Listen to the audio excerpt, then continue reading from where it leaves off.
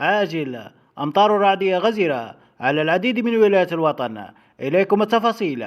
أعزائنا المشاهدين، قبل بداية الفيديو نرجو منكم الإعجاب بالفيديو والاشتراك بالقناة مع تفعيل جرس التنبيهات ليصلكم كل فيديو جديد على الفور، ولا تنسوا المشاهدة للأخير لمعرفة كل التفاصيل.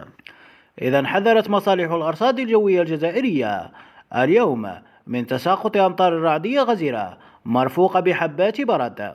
وحسب ذات المصالح فإن كمية الأمطار المتوقعة تصل إلى 40 ملم محليا، وذلك إلى غاية منتصف نهار يوم غد الجمعة بحول الله.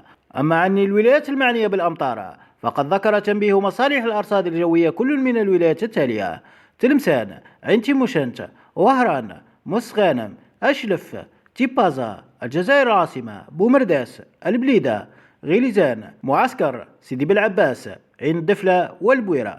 فاللهم غيثا نافعا يا رب.